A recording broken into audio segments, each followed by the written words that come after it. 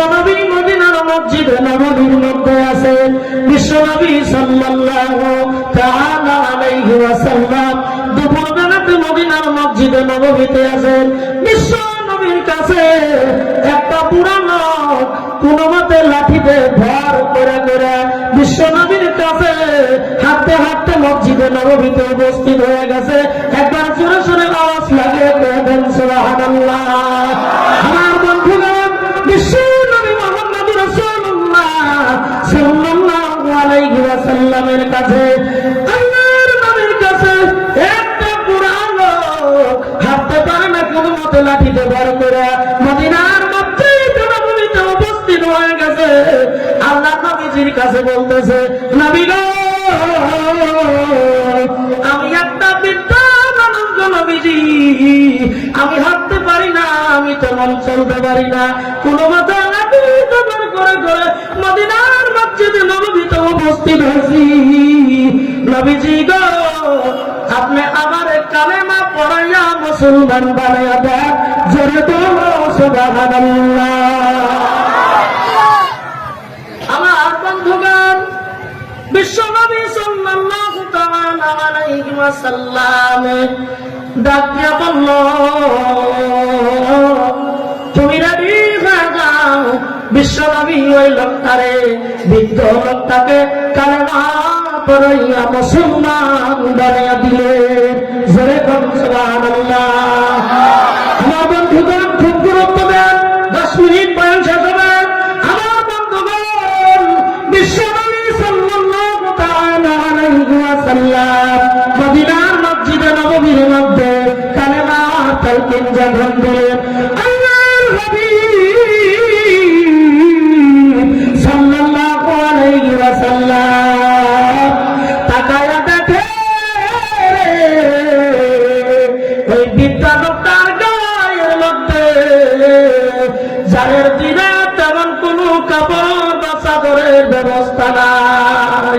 বিশ্বনবী মসজিদে নববীতে দাঁড়ালেন আর সাহাবা কেরামকে ডাক দিয়া বললেন, ওই সময় ইসলামের প্রারম্ভিক অবস্থা, ইসলামের কেবলমাত্র শুরু, কয়েকজন মাত্র সাহাবী নবীর কাছে আছে, তেমন কোন মুসলমানের জামাত বড় জামাত নাই, কয়েকজন মাত্র মানুষ মুসলমান হয়ে গেছে, মুসলমানের সংখ্যা খুবই কম। বোঝা গেছে না? আমার বন্ধুগণ, বিশ্বনবী সাল্লাল্লাহু তাআলা আলাইহি ওয়াসাল্লাম মদিনার মসজিদে নববীর মধ্যে দাঁড়ালেন আর সাহাবীদেরকে লক্ষ্য করে নবী বলতেছে, সাহাবীরা গো, এই বৃদ্ধ লোকটা কালেমা পড়ে মুসলমান হইল, ইনি কিন্তু একটা ইহুদি মানুষ ছিল, ইনি একটা বৃদ্ধা মানুষ, ইনি মসজিদে আসা যাওয়া তেমন করতে পারবে না। এই মসজিদে নববীর মধ্যে আমার সাহাবাদের মধ্যে তোমরা কি এমন কোন ধন সম্পদওয়ালা মালদার কোন সাহাবী আছে?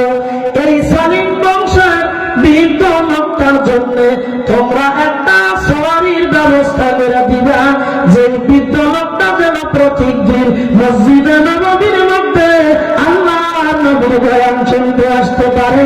চিৎকার দিয়ে কাম সুবহানাল্লাহ।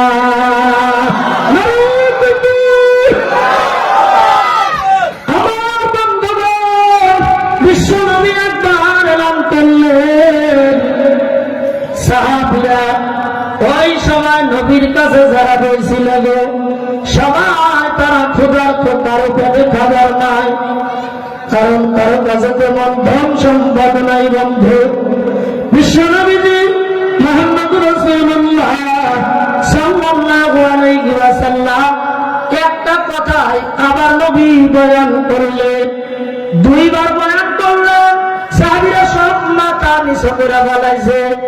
আবার নবী বয়ান করলেন, সাহাবীরা মাথা নিচু করে কাঁদতাইছে। আমার নবী একটা সরি চাইছে রে, আমি সরি দিব।